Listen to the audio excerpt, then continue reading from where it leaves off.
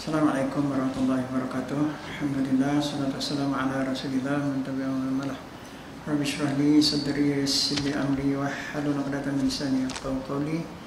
Subhanaka la ilma lana illa ma 'allamtana innaka antal alimul hakim. Allahumma rabbi Jibril Mika'il Israfil fatar as-samawati wal ardi wa la syahada anta taqwa baina ibadika bima kanu fihi yakhtalifun. Ihdini lima ikhtalafa fihi bi'idhnika innaka tahdi man tasha' ila siratal mustaqim. Kau apa sampai dah? Pagi tadi? Ya. Alhamdulillah sampai. Baiklah, apa namanya, kita sambung pelajaran kita. Dua bab saja lagi tuan-tuan. Yang pertama sebut sifat bertakluk. Yang kedua kita pergi kepada itu istighnaa dan iftikar. Dua je lah tanya. Pada kertas yang ada pada tuan-tuan,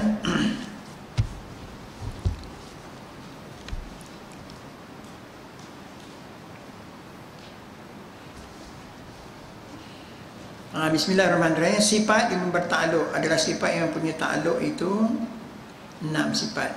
Ma'ani, jua, qudrat, iradah, ilmu, sama', basar dan kalam.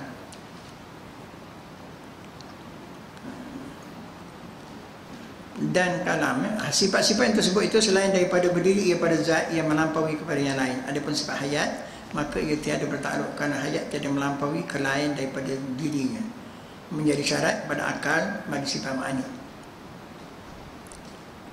Makna takluk ialah sifat yang menuntut serta melazimkan perkara yang lain bertambah atas dirinya daripada zat. Umpama sifat qudrat itu menuntut yang perkara yang lain, iaitu menjadikan mungkin dan mengadamkannya dan zatnya.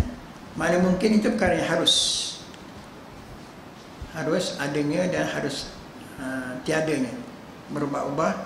Itu mungkin takluk ia dengan iradah Allah Subhanahu Wa Taala hendak menjadikan, maka wajib dia menjadi. Yang mungkin takluk pada yang tidak menjadikan, mustahil ia menjadi. Sebelum seseorang itu masuk membahaskan pada sifat takluk ini, hendaklah mengetahui 3 perkara. Yang pertama, tempat takluk, bahagian takluk dan kelakuan takluk. Itu mukadimah yang tulis dalam kitab, tuan-tuan. Baik, apa dia makna takluk? Baik, sebelum kita bincang takluk, kita rujuk balik ke belakang. Kita dah bincang yang pertama, sifat nafsiyah, iaitu wujud. Wujud Allah Ta'ala menceritakan zat. Selesai itu. Kemudian 5 sifat salbiyah menceritakan tentang wujud itu sendiri. Bagaimana wujud Allah Ta'ala. Selesai 5 sifat. Kemudian tidak sempurna lah kalau sekadar zat Allah Ta'ala itu diri zat saja. Artinya zat itu dengan dirinya sendiri saja. Melainkan kita melihat, kita mensaksikan, mensyahadah kita kepada seluruh alam. Melihat alam itu ada selain daripada Allah. Kalau tadi kita dah fikir, kita dah sebut Allah sahaja. Allah dengan sifatnya wujud, Allahnya kidam, baqa dan sebagainya. Allah sendirian saja. Artinya Allah berdiri sendiri saja. Tapi selepas Allah bersendiri dengan atas kehendak Allah Subhanahu Wa Taala, dia ciptanya alam. Depan biji mata kita, termasuk kita sendiri, ada alam. Tidak mungkin ada alam ini kalau Allah Ta'ala itu tidak mempunyai sifat yang sempurna. Jadi kita dapat tahu Allah Ta'ala bersifat qudrah. Alam membuktikannya. Iradah, sama', basar, kalam, kaunuhu qadiran, kaunuhu mudah, itu sifat ma'ani. Jadi sifat ma'ani ini menyempurnakan kesempurnaan. Kita dapat mentahqiqkan kesempurnaan zat Allah Ta'ala itu tadi. Yang tadi kita bincang zatnya sahaja. Kemudian sifat yang duduk berdiri pada zat. Kemudian kita melihat alam seluruhnya. Alam seluruhnya ini tidak akan berlaku melainkan adanya sifat ma'ani, yang sifat sempurna itu. Cantik selalu maknanya Allah Ta'ala. Tetapi bila melibatkan sifat sempurna, dia melibatkan di luar diri Allah. Kalau sifat manusia dengan sifat salbiyah, dia melibatkan diri Allah sahaja. Faham tuan-tuan? Tapi bila melihat kepada alam, kita akan wajib kita dapat kesan di sana ada sifat qadrah Allah Ta'ala, adanya alam. Iradah Allah Ta'ala dengan kehendak dia, adanya wujudnya alam. Jadi penyempurnaan kepada zat ini tadi, yang tadi 5 sifat dengan 6 sifat nafsiyah tadi hanya tentang dirinya sahaja. Tapi melibatkan alam, kesempurnaan zat ini tadilah maka terciptanya alam ini. Dengan ada 14 lagi sifat, iaitu 7 ma'ani dan 7 ma'nawiyah. Nampak tuan-tuan ya? Kita selesai tu. Alien lah tu sifat 20. Kira alien lah tu. Baik, bila adanya gitu, baik. Bila adanya 6 itu daripada 7 sifat ni tadi, sifat ma'ani ni tadi, apa dia qadrat, iradat, ilmu, hayat, sama', basar dan kalam. 7. Jadi 7 itu 6 daripadanya melibatkan penciptaan alam. Melibatkan penciptaan alam.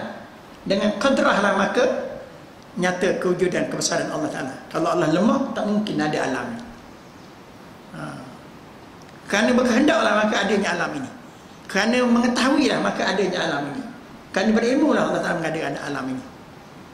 Jadi 6 sifat ini fungsi dia, fungsi ruang lingkup 6 ini sifat ini melibatkan kepada penciptaan alam. Nampak tuan-tuan?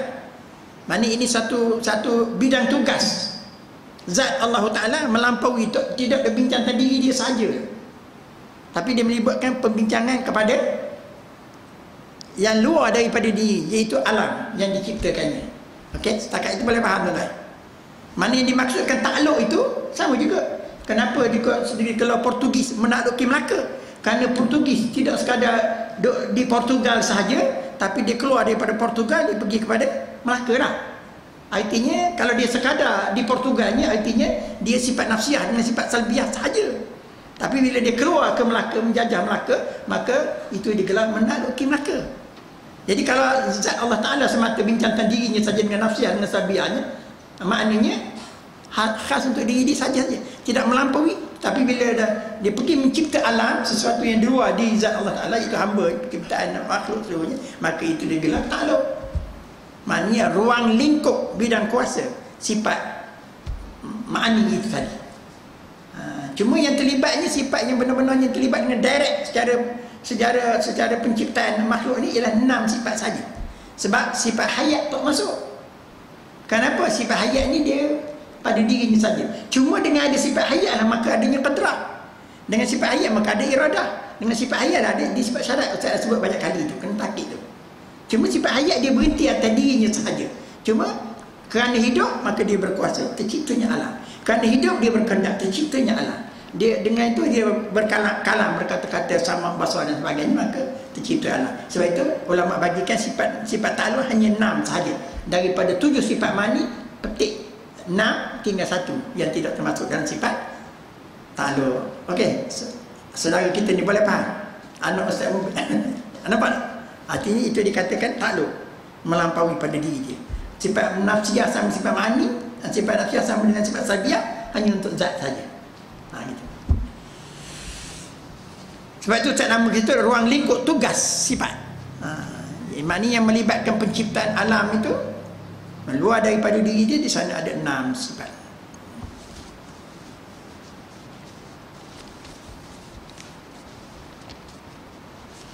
Baik, bila kita membincangkan soal takluk, tuan-tuan, ahli jemaah sekalian, masa kita dapat lari daripada 4 perkara. 3 perkara.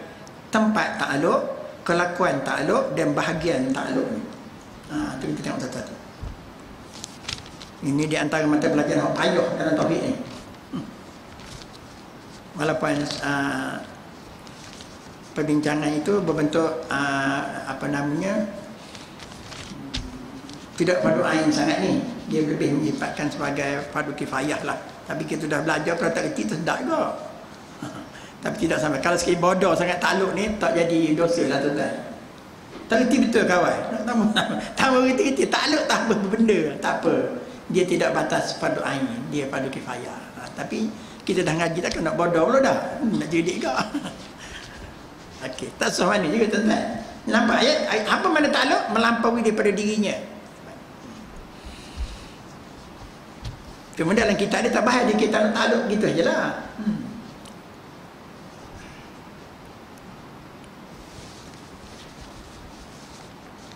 Baik, kita pergi kepada tempat takluk. Ini bidang kuasa, kita tengok bidang kuasa satu-satu sifat. Kalau dalam ni dia susun lain-lain, tapi dalam kitab dia susun berperingkat-peringkat lain-lain. Tapi Ustaz dalam kertas kerja kita ni Ustaz susun terus saja. Cuba tuan-tuan tengok situ, qadrat, iradat. Dia ni adik-beradik. Qadrat iradat Tuhan ini tempat takluknya hanyalah pada makhluk sahaja. dia takluk bidang kuasa kodrat Tuhan hanya tertakluk kepada makhluk sahaja. Dia tempat takluk ni banyak, dia jadi tempat takluk ni dia melibatkan maujudat. Dia kena balik kepada ilmu wujud.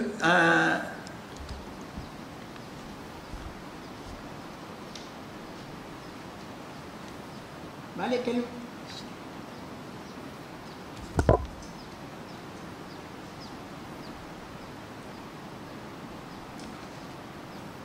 balik kepada ilmu wujud. Dan ingat semua, ilmu wujud itu sangat asas.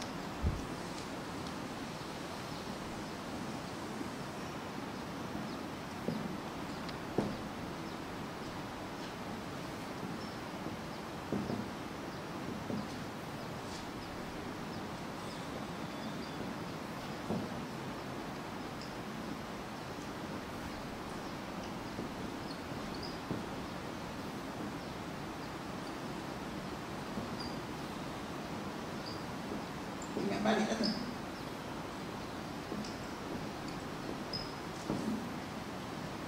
Jadi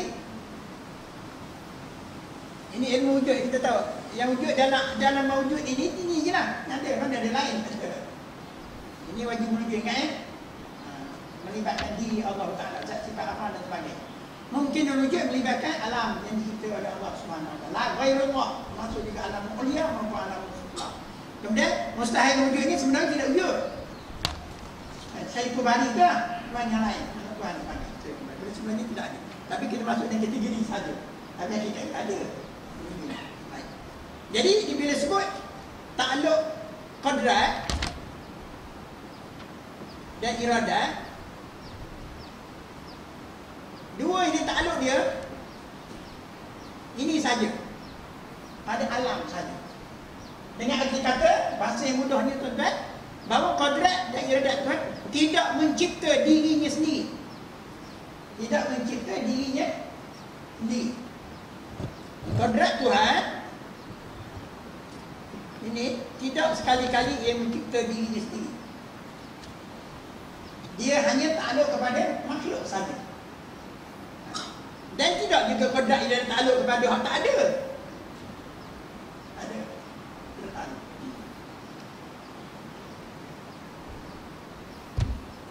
Maknanya qadrat tidak memberi bekas kepada yang tak ada, tidak memberi bekas kepada yang wajib. Makna Allah Ta'ala tak buat diri dia. Tak. Allah tidak berkehendak kepada diri dia, tak ada. Dia hanya berkehendak pada pencipta. Itu maknanya tempat takluk. Tempat takluk.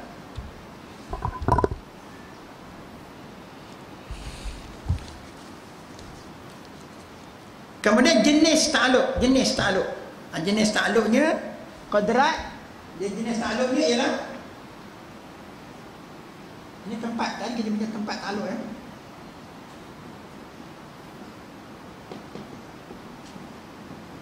Kemudian jenis takluk ataupun bahagian takluk. Beza tu. Kelakuan ni kelakuan takluk. Tak kala jenis takluk, kelakuan. Hak keadaan kelakuan. Kelakuan takluknya ialah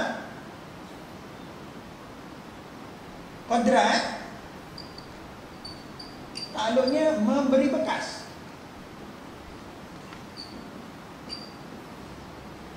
Memberi bekas. Iradat menentukan. Kalau nak diarahkan namanya taksir. Taksir. Ain bukan taksir. Jaga baik-baik. Taksir. Taksir lain. Itu ini namanya tahsis. Tadi lah tulis arah tu. Tak tahu pening paling kan. Qadrat artinya memberikan. Apa makna memberi bekas? Jadi betul.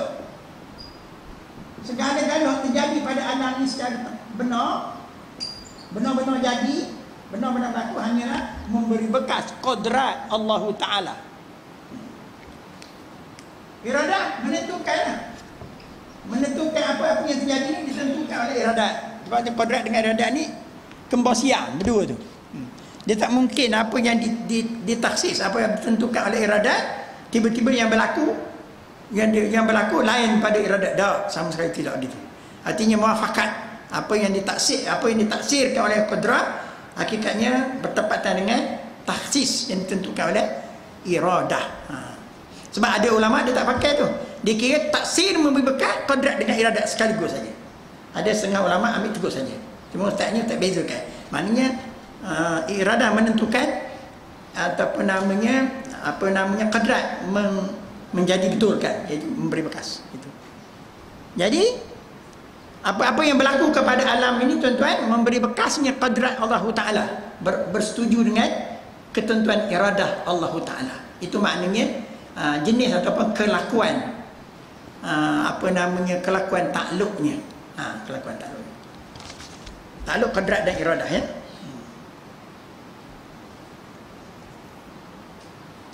Okey, setakat itu tuan-tuan boleh ya? Boleh ikut saya, boleh ikut ustaz ya? Boleh faham? Maknanya itulah ketentuan yang berlaku pada alam ini yang memberi bekal menentukan segala-galanya itu qudrat Tuhan. Yang menentukan. Tapi yang terjadi betul-betul. Yang menentukan ialah iradat dia, muafakat sekali. Tetapi hanyalah kepada alam sahaja. Qudrat iradat Tuhan takluk kepada alam sahaja. Jadi dia tidak menentukan, dia tidak memberi bekas kepada diri dia sendiri. Tidak memberi bekas kepada diri sendiri. Sebab itu qudrat Tuhan tidak buat diri dia, keadaan Tuhan tidak buat anak dia masuk dalam mustahil.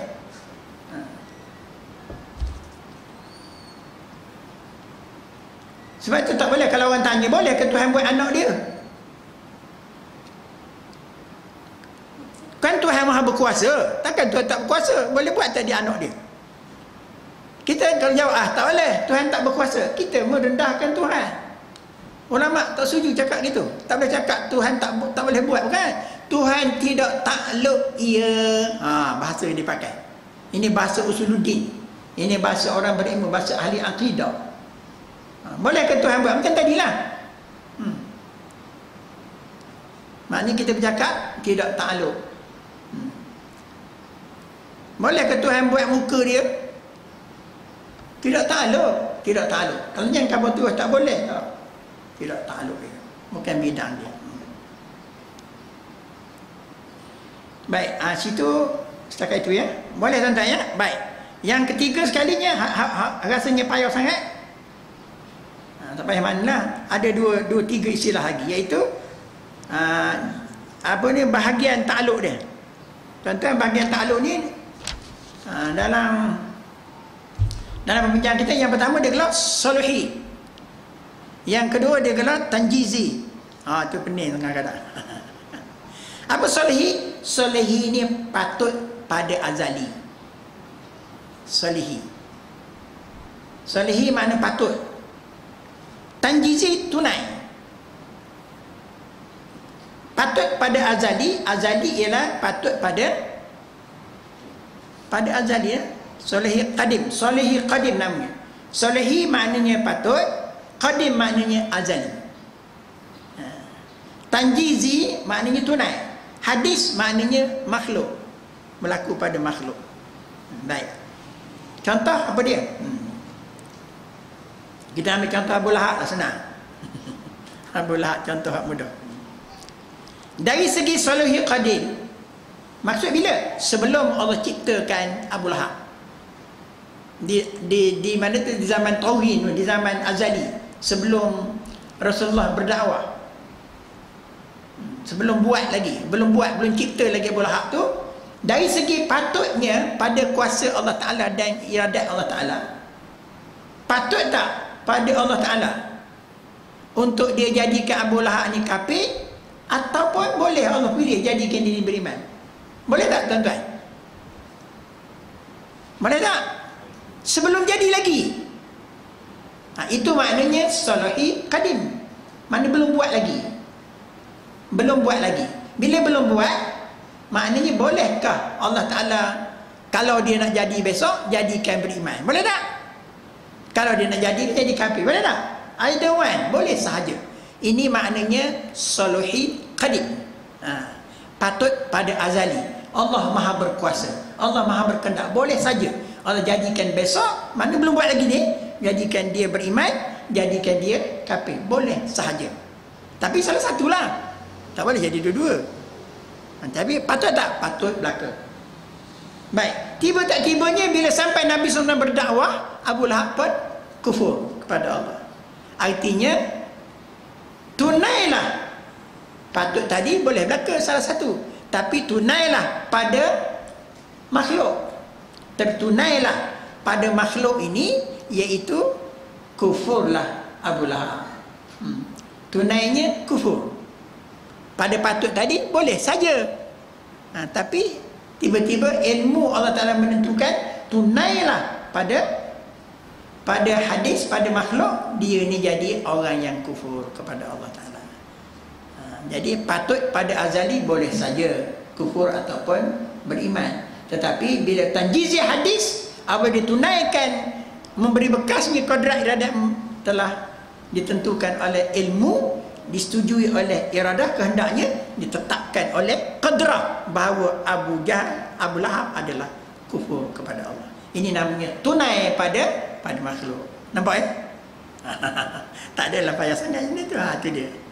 Bila berlaku pada alam ini, takdir atau qadrat Allah Ta'ala menentukan sebagai kufurlah Abu Lahab. Itu namanya tanjizi hadis. Sama juga kita. Kalau pada soleh qadim, Syakir ni boleh jadi saja. Allah boleh jadikan dia perempuan, boleh jadi lelaki. Pas jadi lelaki sekarang ni, maknanya tanjizi hadisnya Syakir seorang lelaki. Dah. Begitulah. Aminah umpamanya kita pinjam nama. Pada azali boleh saja Aminah ni orang satu tokoh yang kena jadikan lelaki atau perempuan. Itu pada soleh qadim. Maknanya berkuasa Allah Ta'ala untuk buat either lelaki atau perempuan. Tapi bila sampai tanjizi hadis, Pak Aminah jadi perempuan. Apa bawa nama Aminah? Kerana tanjizi hadis, qadrat menentukan bahawa dia sebagai seorang perempuan. Itulah maknanya soleh qadim, maknanya patut pada azali. Tanjizi hadis maknanya tunai pada makhluk. Okey tuan-tuan ya, boleh ikut ya. Okey. Tak payah mana juga, kadang-kadang istilah tu Arab sangat bunyinya. Itu yang kita rasa pening. Padahal patut dengan tunai sahaja. Satu patut, satu tunai.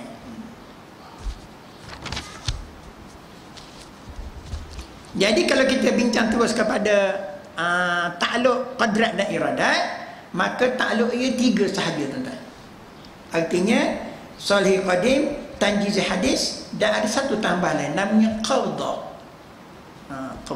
Qabdah ni bahasanya payah bunyinya. Tak juga. Qabdah ni mana? Genggaman Tuhan. Baik. Setelah Allah Ta'ala jadikan, tadi kita bincang soal iman Abu Lahab. Soal iman Abu Lahab. Ataupun kita bincang Abu Lahab tu sendirilah senang. Bincang Abu Lahab. Bukan soal iman dia tu. Abu Lahab Allah Ta'ala jadikan dia. Tadi damat di soleh qadim, patut pada azali, boleh jadi Allah jadikan Abu Lahab, boleh jadi Allah tak jadikan Abu Lahab. Itu satu soleh qadim juga. Tadi kita bincang soal iman ni, soal bincang dengan tubuh badan Abu Lahab. Sebelum jadi, boleh jadi Allah jadikan, boleh jadi Allah tak jadikan. Itu pun soleh qadim juga. Faham tu kan? Baik. Sampai masa Allah jadikan Abu Jahal, Abu Lahab, ada Abu Lahab lahir dan namanya Abu Lahab. Artinya tanjizi hadis tunailah pada makhluk, jadinya Abu Lahab, maka adalah Abu Lahab. Baik, adanya Abu Lahab sekarang di ketika dia ada zaman yang masih itulah, adanya Abu Lahab, adanya itu dalam qabdah, genggaman Allah Ta'ala. Selepas itu boleh Allah adakan, boleh Allah matikan, boleh Allah binasakan. Jadi qabdah tu dalam genggaman. Kita sekarang ni tuan-tuan, dulu tuan-tuan tak ada. Masa kita tak ada lagi, Allah belum cipta, kita masa tu boleh Allah takdirkan ada, boleh Allah takdirkan tiada. Nama soleh qadim. Paskan tuan-tuan saya semua kita ada. Bila kita ada, kita ni dinamakan tanjizi hadis. Kemudian bila kita tanjizi hadis, keadaan kita ada sekarang ni namanya di dalam genggaman qabdah Tuhan. Sampai masa sekarang, tak siapa di antara kita tu start dulu ke tiba-tiba mati. Maknanya sekarang ni dalam genggaman. Boleh jadi lepas ini dalam genggaman, bila masa sampai kun payakun, dia kata kita akan, salah seorang kita Allah ambil mati. Mana daripada tak ada tadi, ada yang kita ada sekarang ada di dalam genggaman nama, dalam qabdah. Mana selepas ini boleh berlaku perubahan, sama ada kita dikekalkan ada ataupun dikekalkan tiada. Dia semacam soluhi juga qabdah, tapi dalam genggaman dia akan bertukar itu. Itulah 3 perkara tuan-tuan. Dari segi apa namanya, takluk, qadrat dan iradat itu, situlah 3 perkara. 3 perkara. Itulah secara asas sangatlah asasnya terhadap tanjizi soleh qadir.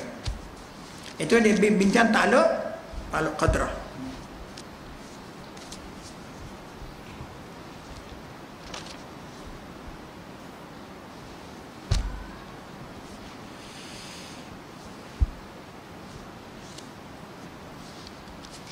Dia ada soalan tuan-tuan? Riza sikit masa.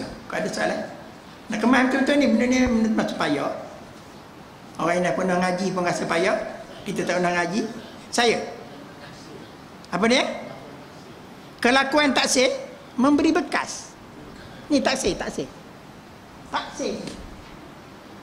Hamzah, Hamzah. Taksir. Taksir dia begini. Takfir. Dia ada satu benda lagi, satu nama taksir.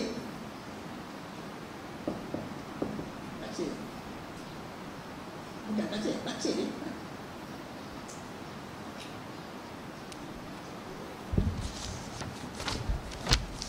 Taksir ni maknanya berbekas. Taksir ni maknanya maknanya tidak apa ni, taksir ni maknanya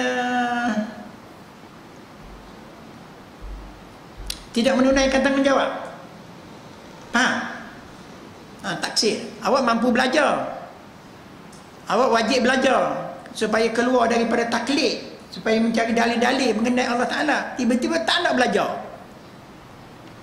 Bila tak nak belajar, duduk dalam jahil, duduk dalam taklid, maka batallah iman. Ini namanya taksir. Bukan taksir. Kita ni taksir. Toksir je juga. Taksir dengan toksir ada beradik lah kot. Toksir orang Kelantan gelap. Ya betul. Bila toksir tu jadi taksir biasa. Toksir tu jadi taksir. Tak nak belajar. Guru ada. Tak nak belajar. Jadi taksir lah jadinya. Baik. Dia beza ya, taksir dengan taksir. Beza. Jadi ini taksir, memberi bekas. Jadi betul.